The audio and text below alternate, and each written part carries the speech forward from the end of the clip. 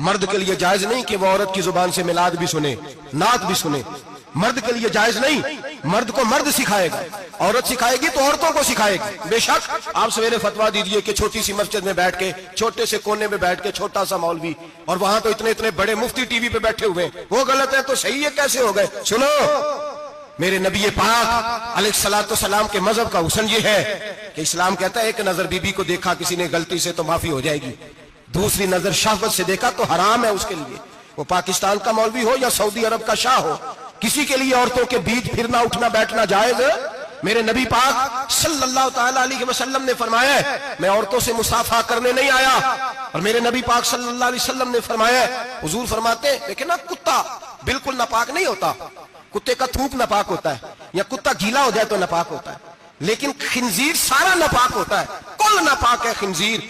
نبی پاک نے فرمایا خنزیر بھی ہو اور گند میں لتھڑا ہوا بھی ہو، پیشاب میں لتھڑا ہوا ہو، گوبر میں لتھڑا ہوا ہو، پخانے اور فضلے میں لتھڑا ہوا خنزیر ہو، اس کا جسم تیرے ساتھ ٹکرا جائے تو اتنا برا نہیں جتنا غیر محرم عورت کا وجود تیرے ساتھ ٹکرا جائے تو برا ہے. اس حد تک میرے نبی پاک صلی اللہ علیہ وسلم. اور گنبد کے معاملے میں فتویٰ دینے والے، یا رسول اللہ کہنے پر کفر کا فتویٰ دینے والے اور بڑی بڑی باتیں کرنے والے خاموش کیوں ہو گئے؟ یا ایھا الذین آمنوا لا تتخذوا اليہود والنصارى اولیاء. رب فرماتا ہے یہودیوں اور عیسائیوں کو دوست نہ بناؤ، یہ تمہارے دوست ہو سکتے، یہ تمہارے سجن ہو سکتے. جب عرش کا مالک کہہ رہا ہے سجن نہیں ہو سکتے تو دوستی کی بات کیسے بڑھا رہا ہے؟ یا رسول اللہ ہمارے سجن کون ہو سکتے ہیں؟ فرمایا تمہارا دوست وہ ہو سکتا ہے جو محمد عربی کا غلامی کرنے والا ہو، جو رسول اللہ کی نوکری کرنا ہو، دوست ہوگا. دوسرا دوست ہو سکتا؟ کوئی ایکٹر مذہب نہیں سکھائے گا، کوئی گویہ مذہب نہیں سکھائے گا.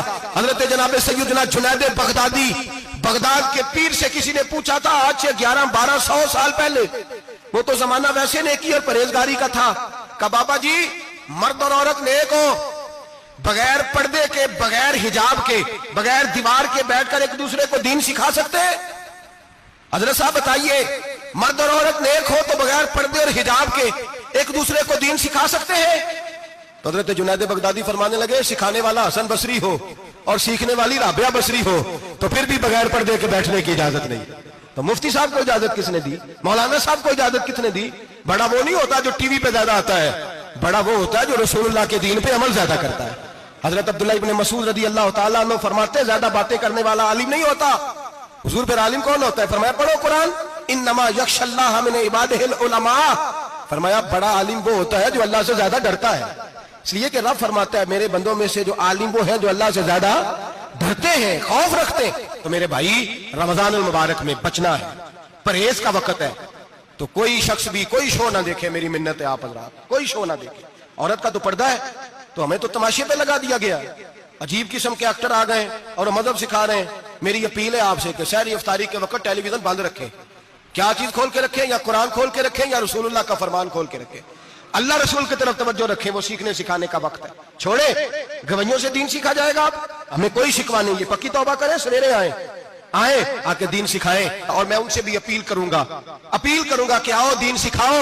حضرت فضیل بن عیاض فرماتے ہیں میں ڈاکو تھا، کبھی کبھی چھپ چھپا کے جمعہ پڑھا کرتا تھا، پھر میں نے توبہ کی تو سچی توبہ کی، پھر میں نے توبہ کی تو رب کو راضی کرنے والی توبہ کی، پھر میں نے توبہ کی تو چھوڑی ہر شے، غریبوں کا لوٹا ہوا مال واپس کیا، جس کے پیسے نہ دے سکا اس کے گھر میں جا کے اس کی بھینسوں کو چارہ ڈالا، اس کے اونٹوں کی خدمت کی، میں نے قرضے چکائے. فرمایا میں سچی توبہ کر کے مسجد آیا، جس خطیب کے پیچھے میں جمعہ پڑھا کرتا تھا وہ میرے ہاتھ پہ بیعت کر کے مرید ہو گیا. اللہ تبارک و تعالیٰ نے اپنے بندوں کے دل میری طرف پھیر دیے. پھر تمہیں اس میں انعام دینے کی ضرورت نہیں پڑے گی، پھر تم کٹیا نشین بن کے بھی دین پھیلاؤ گے تو اللہ اس میں تاثیر پیدا فرما دے گا.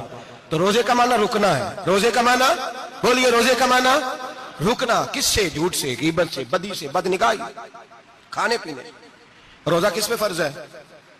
امیروں پہ کہ غریبوں پہ؟ جی کہنے میں تو کام ہی، میرا تو کام ہی محنت مزدوری والا، میں کیسے روزہ رکھوں؟ میں تو دیہڑی لگاتا ہوں تو روزہ کیسے رکھوں؟ میں نے نہیں کسی حدیث میں پڑھا کہ روزہ وہ رکھے جو دفتر میں بیٹھتا ہے. صحابہ کے زمانے میں تو دفتر ہوتے ہی نہیں تھے، کسی جگہ نہیں لکھا ہوا روزہ وہ رکھے گا جو اے سی میں بیٹھتا ہے، تب تو اے سی تھے ہی نہیں. حضرت ابوبکر صدیق رضی اللہ تعالیٰ عنہ سے لے کر جناب بلال تک سارے اپنے ہاتھ سے کام کرتے، سارے اپنے ہاتھ سے کام کرتے سارے.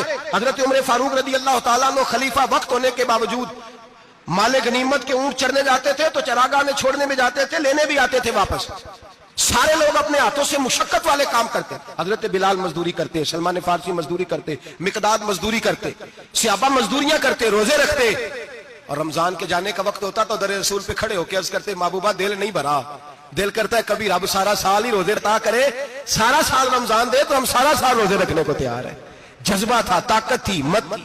आज नौजवान लड़का है, कहता है मुझसे भूख बर्दाश्त नहीं होती।